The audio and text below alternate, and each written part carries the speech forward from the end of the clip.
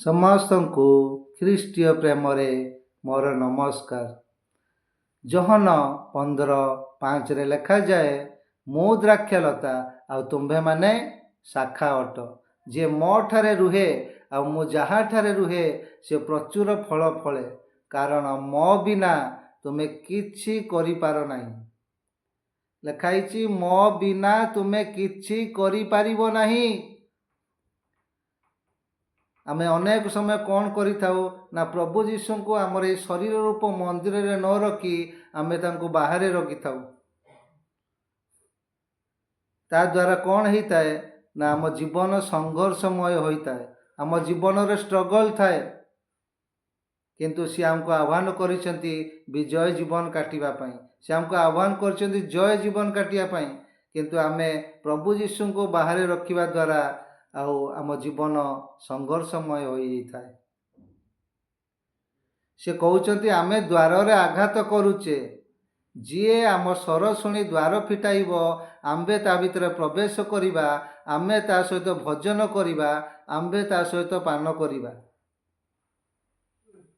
ସେ ଚାହାନ୍ତି ଏ ହୃଦୟରେ ବାସ କରିବା ପାଇଁ, ସେ ଚାହାନ୍ତି ଏ ଶରୀର ରୂପ ମନ୍ଦିରରେ ବାସ କରିବା ପାଇଁ। କିନ୍ତୁ ଆମେ ଅନେକ ସମୟ ତାଙ୍କୁ ଆଉ ଆମ ଶରୀରରୁ ଆମ ହୃଦୟରୁ ଆମେ ତାଙ୍କୁ ବାହାରେ ରଖିଥାଉ। ତା ଦ୍ୱାରା ଆମ ଜୀବନ ସଂଘର୍ଷମୟ ହୋଇଯାଏ। ଏଇଟା ଆମେ ଘଟଣା ଗୋଟେ ଦେଖୁଛେ ମାଥ୍ୟୁ 14:24 ସେ ପାଣି ଉପରେ ଚାଲିବା ସେ ଘଟଣା। କିପରି ପ୍ରଭୁ ଯୀଶୁ ଯେତେବେଳେ ସେ ନୌକାରେ ନାହାନ୍ତି, ଲେଖାଇଛି 24 କିନ୍ତୁ ନୌକା ସେତେବେଳେ କୂଳରୁ ଅନେକ ଦୂରରେ ଥିଲା ଏବଂ ପ୍ରତିକୂଳ ବାୟୁ ହେତୁ ତାହା ଲହଡ଼ିରେ ଟଳଟଳ ହେଉଥିଲା। କ'ଣ ପାଇଁ ନା ସେ ନୌକାରେ ପ୍ରଭୁ ଯୀଶୁ ନାହାନ୍ତି। ଆମ ଜୀବନରେ ଆମେ ଯେତେବେଳେ ପ୍ରଭୁ ଯୀଶୁଙ୍କୁ ବାହାରେ ରଖିଥାଉ, ଜଗତକୁ ପ୍ରଥମ ସ୍ଥାନ ଦେଇଥାଉ, ସେତେବେଳେ ଆମ ଜୀବନ ସଂଘର୍ଷମୟ ହୋଇଥାଏ। ପ୍ରିୟ ମୋର ଭାଇ ଆଉ ଭଉଣୀମାନେ,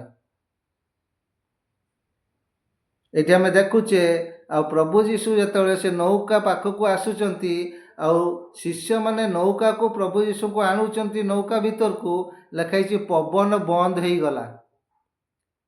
ମାଥ୍ୟୁ 14:32 ଲେଖାଯାଇଛି, ପୁଣି ସେମାନେ ନୌକାରେ ଚଢ଼ନ୍ତେ ପବନ ବନ୍ଦ ହୋଇଗଲା। ପ୍ରଭୁ ଯୀଶୁ ବି ଧମକ ଦେଇନାହାନ୍ତି ପବନକୁ, ଝଡ଼କୁ। ପ୍ରଭୁ ଯୀଶୁ ନୌକାକୁ ଆସିବା କ୍ଷଣି ପବନ ବନ୍ଦ ହେଇଗଲା, ଶାନ୍ତ ହେଇଗଲା।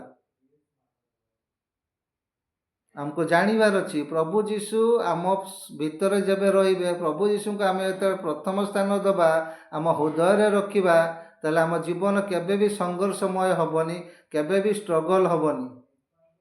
ପ୍ରିୟ ମୋର ଭାଇ ଆଉ ଭଉଣୀମାନେ, ସେ ଚାହାନ୍ତି ଆମେ ଜୟ ଜୀବନ କାଟୁ, ବିଜୟ ଜୀବନ କାଟୁ। ସେଥିପାଇଁ ଆମକୁ ପ୍ରଭୁ ଯୀଶୁଙ୍କୁ ଆମ ହୃଦୟ ରୂପ ମନ୍ଦିରରେ ରଖିବାର ଅଛି। ପ୍ରଥମ ସ୍ଥାନ ପ୍ରଭୁ ଯୀଶୁଙ୍କୁ ଆମକୁ ଦେବାର ଅଛି। ତାହେଲେ ଆମେ ସବୁ ବିଷୟରେ ଆମେ ଜୟ ଲାଭ କରିବା। ନହେଲେ ଲେଖାଯାଇଛି, ମୋ ବିନା ତୁମେ କିଛି କରିପାର ନାହିଁ। ସମସ୍ତଙ୍କୁ ପ୍ରେଜ୍ ଦ ଲର୍ଡ।